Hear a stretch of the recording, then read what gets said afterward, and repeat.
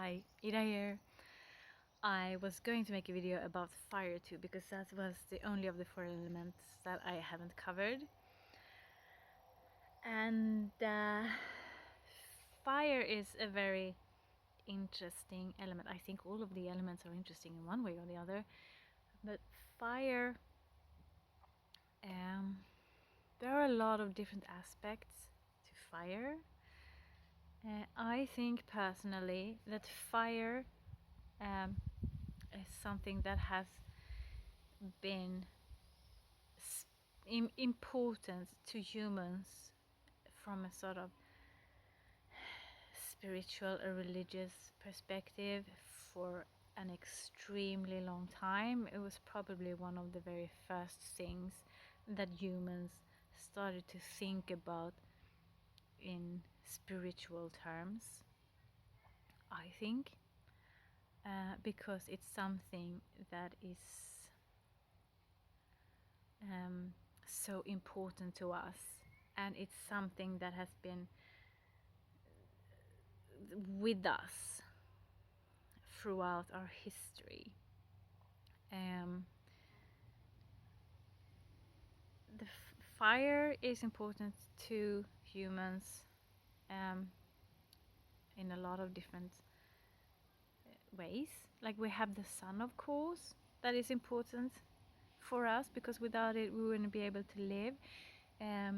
Without it we wouldn't have food, because plants wouldn't grow. It would be too cold for us. Without the sun we wouldn't have light, of course. There wouldn't be days and nights. There wouldn't be different seasons. So the sun together with the moon gives us a sense of time, a way of sort of measuring time and follow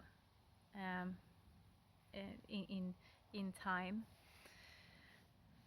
And then of course we have the fire as in like something that is burning, like a bonfire and things. That is also very important, because it gives us heat and light during the times when there is not a sun. Of course there's always a sun, but you know what I mean, like at night, or when it's in the winter, when it's cold, if you're where I am. And the fire also allows us to cook food. It allows us to do things that make life easier for us. It allows us to dry clay, for instance, so it makes pottery easier than to just let it dry in the sun, although obviously that is also fire, using fire. But also later on in history we got metallurgy, of course, where we're able to shape different metals and use different metals for tools. That is useful. Did I mention cooking? Cooking is a big thing, because cooking makes a lot of nutrients more easily accessible to us.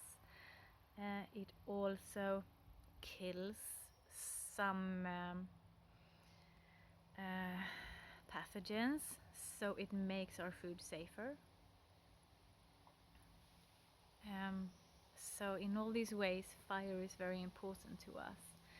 It also tends to keep wild animals at a distance, so it also gives a sense of protection, while at the same time, of course, it allows us to see the lit area, so we can see if there are any threats. And I think people have recognized for a very long time how important all these things are to us. I think that fire and the sun has been giving a spiritual significance very early on in human history because fire has been like a companion for us for such a long time. Um, and I think a lot of us, we feel a sense of calm and security, like when we gather around a fire or just like candles. It makes us feel comfortable, and I think it could be something like very primal in us, that it's like it's in our genes to feel comfortable and safe. When we have fire, because that's how it was during our whole evolution. Really, fire would give you safety, and it would also be the place where you would gather around in the community and get together and share. It would be like the center, the hearth. It would be the center around which your social life would revolve. And I think that's sort of almost more or less in our genes to feel good about fire because of that. Because interestingly, we don't really know when humans actually learned to control fire. It's one of these things that are very difficult to tell from the archaeological records, because you can see that there are traces of fire, but it's not really easy to tell if there has been humans manipulating that in some way. So we don't know how early humans actually learned to control fire. There are some instances in Africa where you have found fires that appears to be hearths. Is it called hearths? Fire pits, whatever. Bonfires made of humans, controlled by humans, that are older than modern humans. And I think it's not everyone agree that they are actually man-made and man-controlled fires, but they appear to be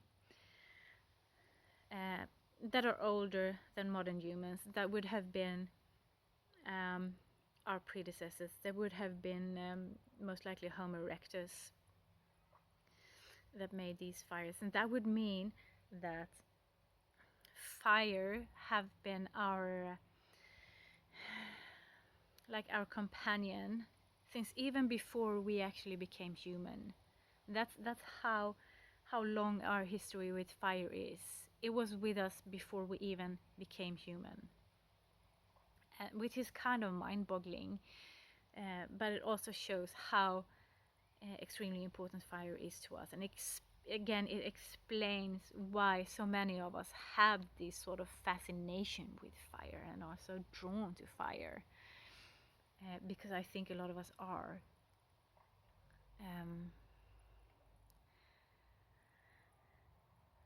And it's difficult, of course, to tell how we came to learn to control fire.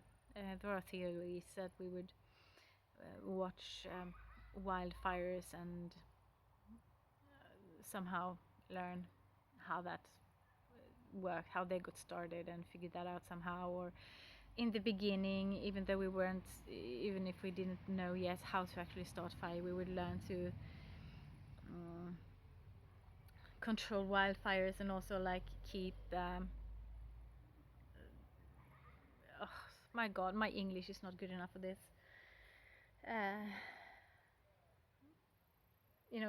Get something that was on fire from a wildfire and preserve it, keep it burning, so that we could use it for our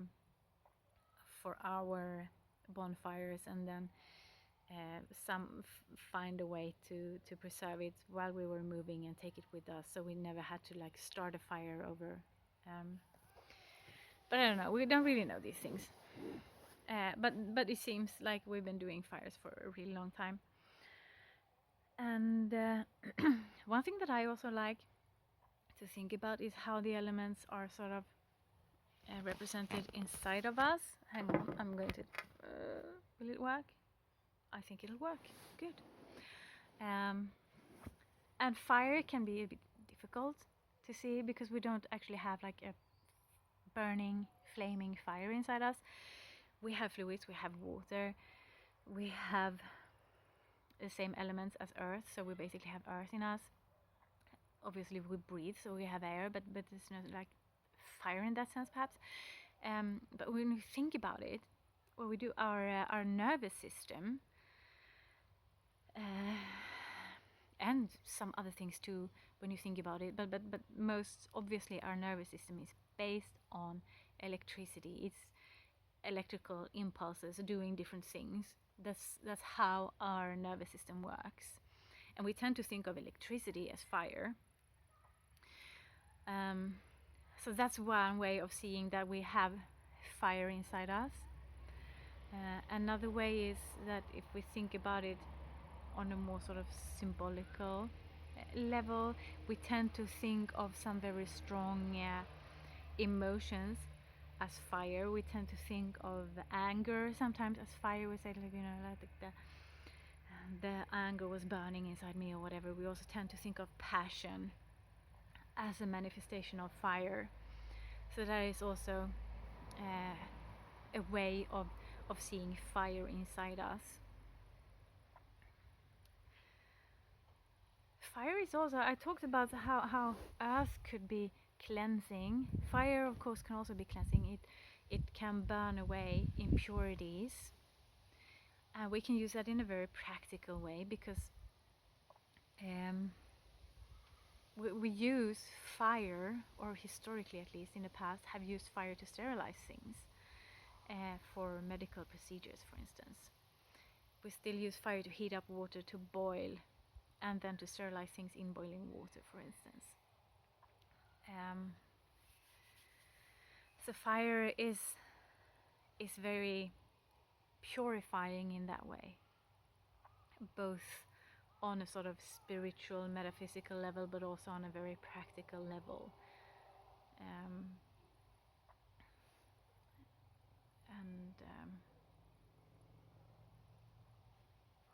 Yeah, I got a bit distracted because I'm filming this on my phone, and I could see that someone was calling me.